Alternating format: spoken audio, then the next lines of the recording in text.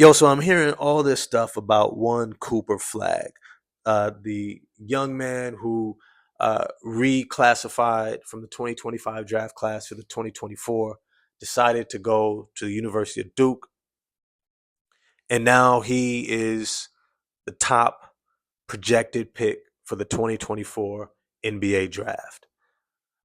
I'm here to tell y'all he's probably not who they're telling you he is. But before I do, this video is being brought to you by Bridges and Stone's Family and Relationship Care.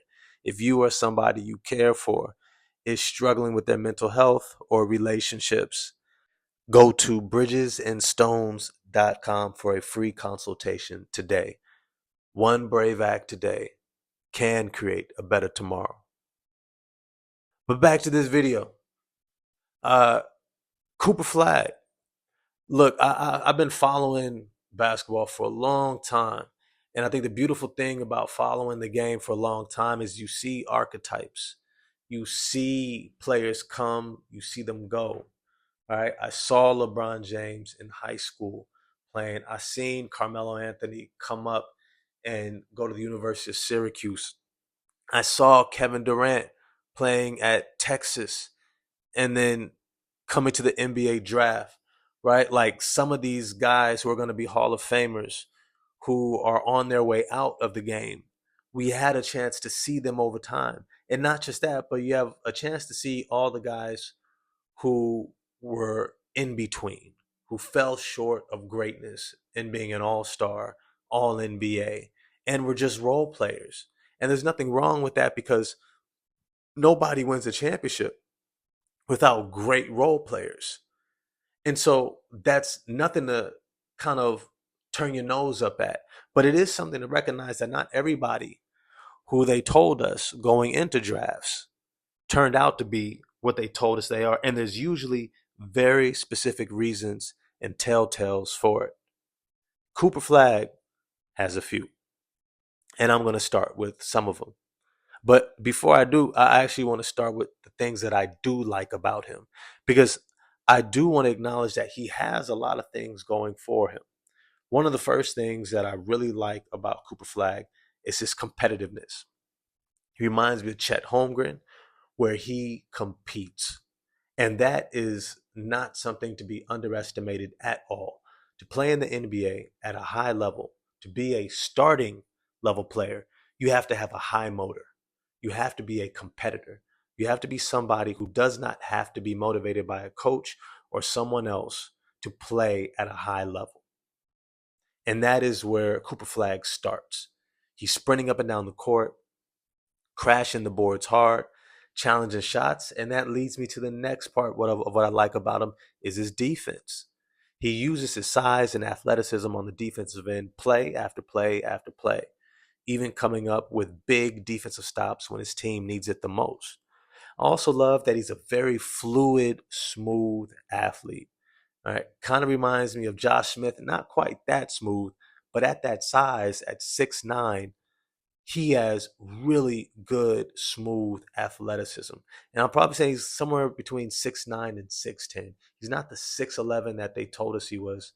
Without shoes, I think Team USA, they had him at like 6'8", 6'7", or 6'8", something like that, without shoes. Right. And so with shoes, he's probably 6'9" ish, 6'10". Right. You saw him against the Team USA Select. He didn't seem as tall as Anthony Davis, who's about 6'10", 6'10" and a half, 6'10", 7'5", right? But then he was a little bit taller than Bam Adebayo, right? Who's 6'9", solid without shoes, right? So it's you kind of get a gist of where he's at. But I love his smooth athleticism because what it tells me is that physically he's going to be able to defend the 3-4-5. He has the lateral mobility, he's got the motor, he's got the size, he's got the versatility to move laterally and stay in front of wings. And so if you can defend a position, you can play that position. That's generally the rule of thumb. And so When you look at somebody like a Cooper Flagg, he's got great positional size and the athleticism. I also appreciate that he's got a great open court handle, and I want to differentiate between another type of handle, which I'm going to talk about later in some of my critique. That he has the type of handle that he can go ahead and grab a rebound and take off and go. He can go ahead and snatch that rebound, bring it up the court, initiate the offense, give that first pass. He's not necessarily a facilitator. You don't want him in that position full time, but he can do it in spurts. He can do it when necessary and when it's convenient and it works out for the benefit of the team. And he's smart enough to know the difference. That's what I do appreciate about him.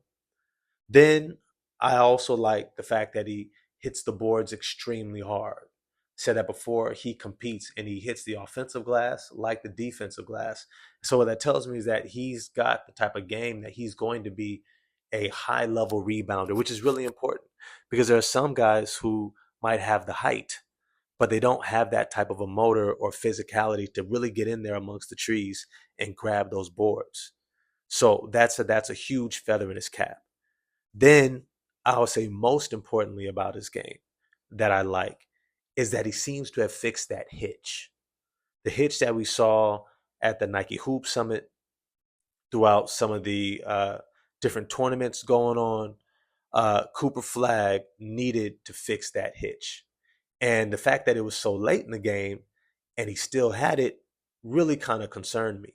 But the fact that here at Team USA, he took that hitch out and it was gone and he was shooting it and he knocked down a shot or two, it told me that, okay, he's putting in that work and he has enough confidence to use it in this setting, the most competitive setting he's ever played in, right? Maybe ever will play in. But this leads me to where I have a couple of critiques. And it's not a critique in terms of making him a bad player, it's more so understanding his limitations. And this really does shape our expectations. One of the first limitations that I have is who is he offensively at an NBA level? And one of the things that I needed to look at immediately before you really start talking about like some of these YouTubes out there saying he is a generational talent over the last 20 years. And I said over the last 20 years, you're telling me since LeBron James, he's the best prospect? We just had Victor Wembanyama. What are we talking about? In that span of 20 years, we've had Joel Embiid, right? We've had Kevin Durant. We've had Stephen Curry. We've had a lot of other great players. Anthony Davis. You're telling me he's the best prospect? Better than Zion? Really? John Morant? Okay, let's see. And what I've noticed is one major, major, major flaw. And a part of it has to do likely with his jump shot having a hitch or playing in a program for most of his high school career outside of the last year playing at Montverde Academy, where he had to play on the interior. He had to play as a center, as the big man, and a bunch of smalls around him. And as much as they gave him freedom and developed him, and kudos to that program in high school, he still did not develop what is essential to be considered a potential NBA star. And that is the ability to create your own shot at an extremely high level. To be able to say, give me the ball and leverage it in situations to be able to create a shot for himself and others. And this is something that we categorize under this realm of playmaking. Playmaking. The ability to handle the ball and create something out of nothing with your handle, utilizing your size, your quickness, your agility, your balance, your ability to knock down shots at different spaces, get to those spots effectively, right, and be efficient at a high level in knocking down those shots. Well, the thing is, this has never been a part of Cooper Flagg's game. Following him over the last couple of seasons, looking at him in these different tournaments and these different games, you just never see it. Now, it's not to say that he doesn't create shots for himself. It's saying that you don't see it as a part of his bag. He is not regularly coming down, surveying the floor, finding the gap, and attacking his man into the gap to create his own shot. A couple of times you might see him drive a straight line drive, but that's about it. That's about it. And what you see are some real limitations in his ability to create his own shot. And so that's probably one of the biggest kind of knocks on him in terms of his long term NBA prospects. Now, anywhere else in the world, right, he probably dominates, he figures it out. He's the man on those teams, and he's able to have plenty of time to develop that one on one capability. But for me, I kind of believe that who you are in high school is who you are character wise as a player, right? Are you a lockdown defender? Are you somebody who scores on the interior around the basket, mid range, 3-point shooting, off the catch, right? Whatever your offensive game, whatever your defensive game is in high school, that generally tends to be who you are. By the time you get to the pros, you just amplify who you are at best when you get to college or the G League, or some other program, and then you get to the NBA. You only expand who you've always been. And Cooper Flagg has never been that shot creator, that playmaker at a high level. The next part is that Cooper Flagg has definitely uh, not developed a type of jump shot that you're going to have a lot of confidence in. Even though he recently fixed that hitch, there's a big difference between fixing a hitch that allows you to potentially shoot respectably from the 3-point line versus saying, I'm a bona fide shooter from the 3-point line. There's a big difference, a huge difference. When you look at somebody like a Chet Holmgren, Paulo Banchero, Jabari Smith Jr., right in that draft, those guys, you knew they could shoot it. They were shooting it in high school, they shot it in college, and then they shot it in the pros. Jabari Smith Jr. is struggling, but I think it's going to come around because he's got great form, right? It's kind of a confidence issue, mental thing, but he's got all the tools and mechanics, and I think he's going to work through that. He's going to push through it. But it's to say that if you were to line up any of those three guys next to Cooper Flagg would fall behind all three of them.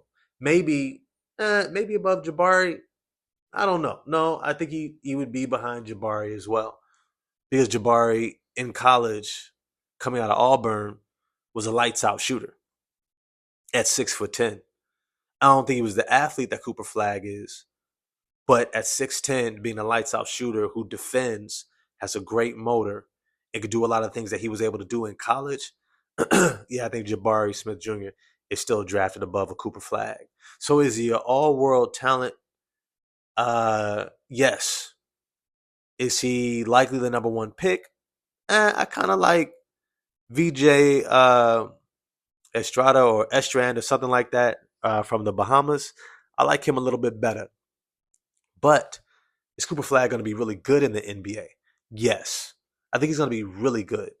Even though he's still developing the shot, still developing his ability to play make for himself and others, create his own shot. I think who he becomes in the NBA, and I think you're going to kind of like this, is he becomes Aaron Gordon. He becomes Aaron Gordon. If you remember Aaron Gordon, shout out to San Jose, California. That's where I was born and raised. Aaron Gordon, born and raised also in San Jose, California. Went to school over at Midi High School, and he was a all-world athlete. Now, I don't think Cooper Flagg is as athletic as an Aaron Gordon in terms of explosive athleticism and that quick first step, but I think that he has a similar play style. I also don't think he's the passer that Aaron Gordon is. I don't think that he has that uh, playmaking, facilitating kind of knack. But as a role in the NBA, that is the role that I think that you look at a Cooper Flagg and say, this is who he can be. He can be a high level defender who's versatile, Swiss Army knife guy, defending multiple positions, maybe even eventually switching out on the perimeter and guarding twos, right? Even ones in certain moments where he can at least hold his own, not full time, but he can do that off of a pick and roll. Um, He's got the lateral mobility. He's got the lower body strength. He's got the defensive focus and tenacity. Be really versatile for you, right? Something between a taller Aaron Gordon who can do his best Jalen McDaniels impersonation, right? And that has a lot of that is a 10 to 12 plus year starting power forward in the NBA. I think he's got a body to be able to play on the interior immediately. He's going to go to Duke, and he's going to come to the NBA, and I think he's going to be physically ready to play that position. I think that he's going to do a great job for a team rebounding. He's going to get out in transition, make a lot of highlights, but he's never going to be your number one or number two option on a championship team. He's probably not even going to be your number three option on a championship team. But as a number four, I think he could be damn good. And considering that the Denver Nuggets and Aaron Gordon won a championship and they've been at the top of the Western Conference for the past 3-4 seasons, I think that bodes well for the outlook of one Cooper Flagg, even if it's not the greatest prospect in 20 years. But as always, I want to know what you all think. If you enjoyed the video, like, subscribe, hit the bell for notifications. Throw this video in your group chat, share it with your boys, then get back to me in the comment section, and I'm going to get at y'all there. Peace.